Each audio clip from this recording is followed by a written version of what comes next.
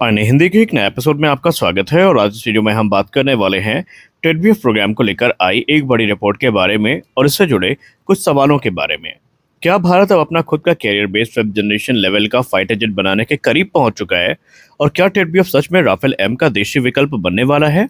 क्योंकि अब आई है सबसे बड़ी खबर भारत के टेडबीएफ प्रोग्राम को लेकर के, जहां पर कुछ चीजें ऐसे सामने आई हैं जिसने सबको चौंका भी दिया है और इतना तो हम लोगों ने एक्सपेक्ट भी नहीं किया था। आइए जानते हैं पूरा मामला क्या है।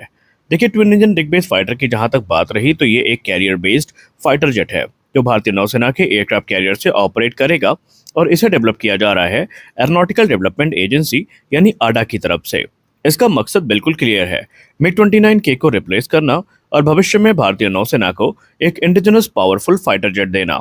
खास बात यह है कि ये एयरक्राफ्ट स्पेशली डिजाइन किया जा रहा है शॉर्ट टेक ऑफ और अरेस्टेड लैंडिंग के लिए, जिसका मतलब ये है कि यह विमान पूरी तरीके से भारतीय नौसेना के रिक्वायरमेंट्स पर आधारित होगा। और अब बात करते हैं सबसे बड़ी खबर के बारे में। ट्विन इंजन डिग बेस्ड फाइटर का डिजाइन फ्रीज हो चुका है। इसका मतलब क्या है?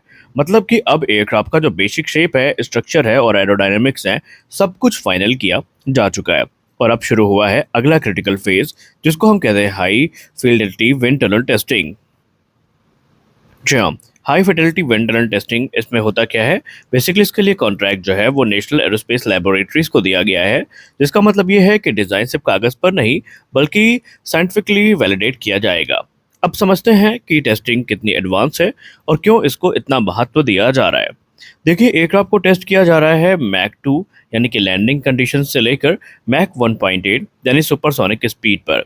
और इसके लिए छोटा स्केल मॉडल जो कि 1:6 या 1:7 रेशियो का है वो बनाकर तैयार किया गया है और विंड टनल में उसको एयर फ्लो के सामने सिमुलेट किया जाएगा, जिसका सीधा मतलब ये है कि अलग अलग पैरामीटर्स और अलग अलग जो डेटा है वो उसके माध्यम से प्राप्त होंगे।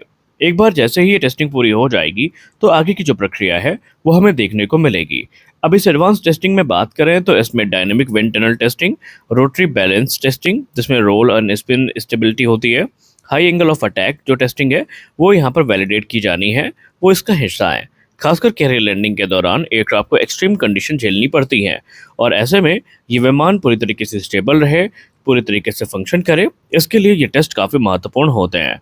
अब इस फेज़ को बहुत महत्वपूर्ण माना जाता है, उसके पीछे का एक कारण है, क्योंकि यही तय करेगा कि विमान स्टेबल रहेगा या नहीं, हाई स्पीड पर कंट्रोल कैसा रहेगा और लैंडिंग के समय उसका बिहेवियर कैसा रहेगा। और इसी डेटा के आधार पर आगे चल के जो फ्लाइट कंट्रोल लॉज हैं ये बनते हैं। यानी एयरक्राफ्ट का ब्रेन जो डिसाइड करता है कि पायलट के इनपुट पर एयरक्राफ्ट कैसे रिएक्ट करेगा, उसको आगे चल के हम इन्हीं टेस्टों का जो रिजल्ट आएगा उसके आधार पर उसको बनाएंगे। कैरियर ऑपरेशन आसान नहीं होते, ये बात हम सब भली भांति जानते हैं। सबसे बड़ा चैलेंज है बबल इफेक्ट। जब एयरक्राफ्ट कैरियर के पास आता है तो यहाँ पर डिस्टर्ब एयर फ्लो उसे अनस्टेबल कर सकते हैं।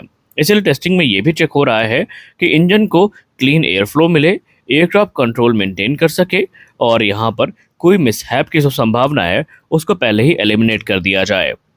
अब बात कर लेते हैं ट्विन इंजन डिग बेस्ड फाइटर की खासियतों की। इसमें हमें कैनार्ड डेल्टा विंग डिज़ाइन देखने को मिलेगी जो इसे बेहतर लिफ्ट और मनोवरेबिलिटी प्रदान करेगी।